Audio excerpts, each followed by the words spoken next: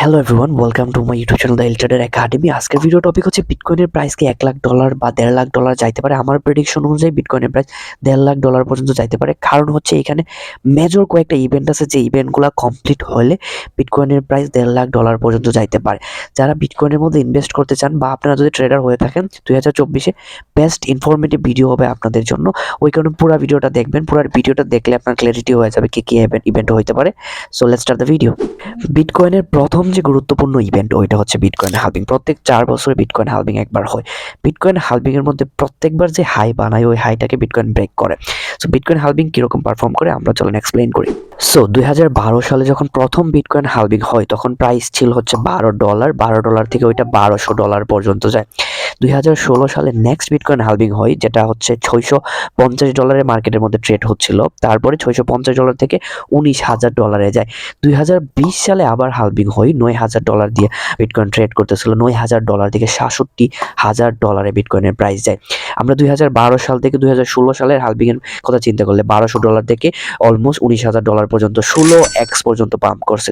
আমরা যদি 2016 থেকে 2020টাকে কম্পেয়ার করি, 2016তে প্রাইস ছিল $650 এবং হালভিং এর পরে হইতে $19,000। সো $19,000 থেকে $67,000 যে অলমোস্ট 3.6x হয়। সো এখন 2024-এ বিটকয়েন হালভিং। এখন আমরা যদি 2xও অ্যাকসেপ্ট করি, লাস্ট যে হাইটা বানাইছিল $67,000, তাও $1,40,000 আশপাশ যায়। সো আমরা ইজিলি এক্সপেক্ট করতে পারি যে এটা $1.5 লাখ পর্যন্ত যাইতে পারে। বিটকয়েন হালভিং অনলি রিজন না, অনেকগুলো রিজন আরো বড় বড় আছে। আমরা নেক্সট রিজনটা নিয়ে এখন কথা বলবো। সো নেক্সট যে বড় ইভেন্ট ওইটা হচ্ছে bitcoin ETF. Bitcoin ETF approve হওয়ার পসিবিলিটি অনেক বেশি, হয়তো বা টাইম ডিলে হইতে পারে, যেহেতু ব্ল্যাক রক ওইটার মধ্যে ইনভেস্ট করছে। তাছাড়া ব্ল্যাক রক আরো আদার ওয়েতে ইনভেস্ট করছে, মাইক্রো স্ট্র্যাটেজির থ্রু, আমরা অনেকগুলো ভিডিওতে বলছি। সো বিটকয়েন ইটিএফ যদি অ্যাপ্রুভ হয় তাহলেও মার্কেট মেজরিটি পাম্প করার পসিবিলিটি আছে। আমরা অল টাইম হাই থেকে 2x তো ধরতেই পারি।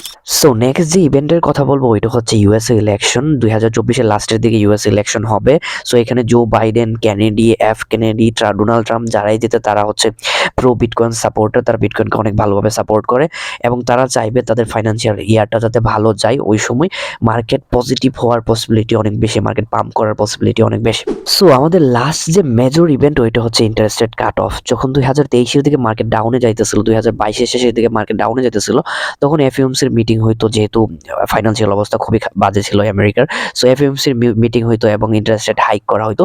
সো প্রেডিকশন অনুযায়ী 2024-এ তারা ইন্টারেস্ট রেট কমাইবে, আস্তে আস্তে কমাইতেই থাকবে, যাতে করে মার্কেটের মধ্যে একটা পজিটিভ ইম্প্যাক্ট পড়বে এবং ফাইন্যান্সিয়াল মার্কেট অনেক ভালো করে গ্রো করতে থাকবে। এই 4টা ইভেন্ট মার্কেটের মধ্যে মেজর। এই 4টা ইভেন্ট যদি কমপ্লিট হয় তাহলে প্রাইস আপ হওয়ার পসিবিলিটি অনেক বেশি। I am not a financial adviser.